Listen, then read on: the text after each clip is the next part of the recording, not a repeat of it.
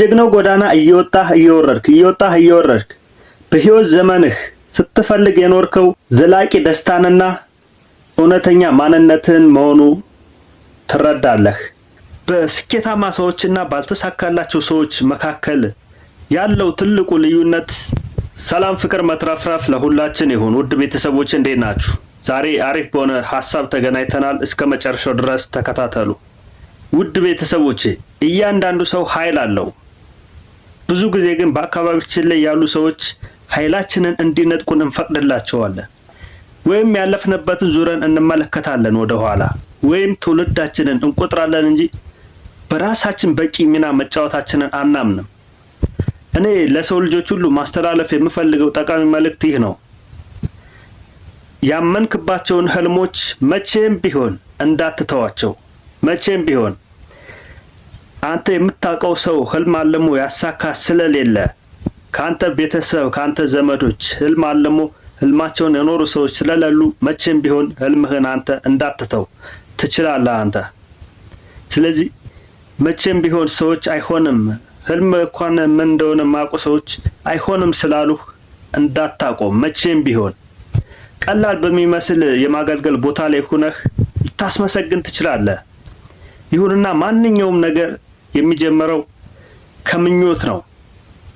መንገዱን የሚጠርገው ደግሞ ያለህ ሙሉ እምነት ነው። ሁል ጊዜም በስኬታማ ሰዎችና ባልተሳካላቸው ሰዎች መካከል ያለው ትልቁ ልዩነት ስኬታማ ሰዎች ከሌሎች ምንም አለመጠበቃቸው ነው። ያልተሳካላቸው ሰዎች ደግሞ ከሌሎች በመጠበቅ ሁኔታዎች እስኪመቻቹ ያሉ በመጠበቅ ሳይቀየሩ ባሉበት እንዲሁ ይቀራሉ። ስለዚህ አሁን አንተ በርትተህ የምትፈልገውን ነገር ራስህ ፈጽመው።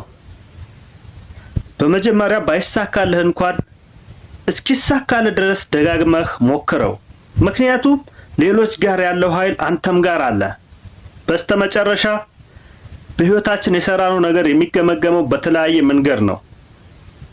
የህይወታችን ደረጃ የሚወስነው ማን እንደሆነና ለምን ወደ ምድር እንደመጣን ለራሳችን የምንነግረው ታሪክ ነው።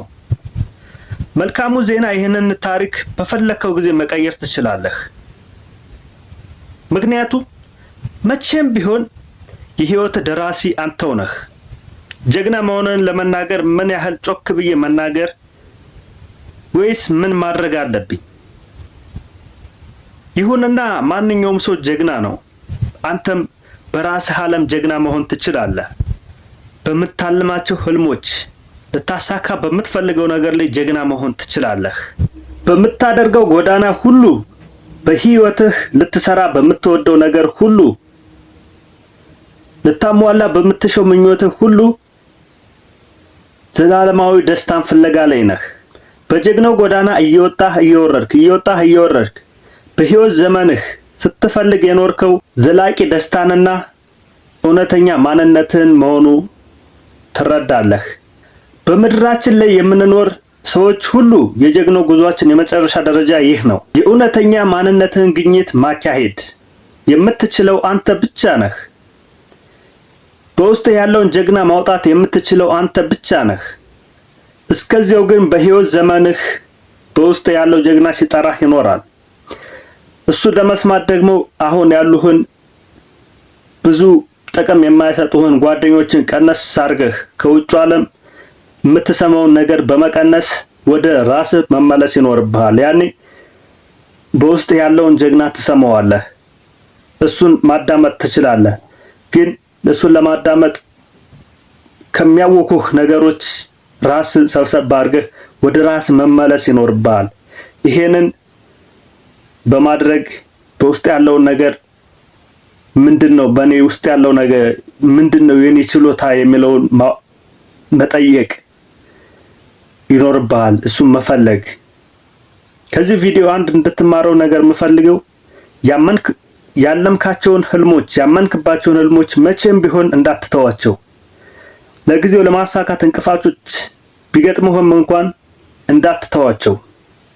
እነዚያ እንቅፋቶች አንተን የበለጠ እያጠነከሩ እየሰሩ ሊሄዱ እንጂ እስከ መጨረሻው ድረስ ይዘው ላይሄዱ እንደሆነ ማወቅ አለብህ። ሌላው ከሰዎች ምንም አለመጠበቅን በዚህ ቪዲዮ መማር ይኖርብሃል። ስኬታማ ለመሆን ከሰዎች ሳይሆን ራስ ማድረግ እንደምትችል ማመን ይጠበቅብሃል።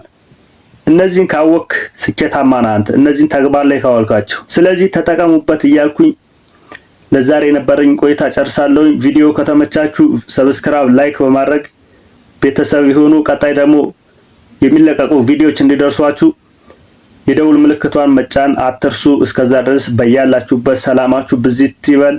ቻው፣ እወዳችኋለሁ።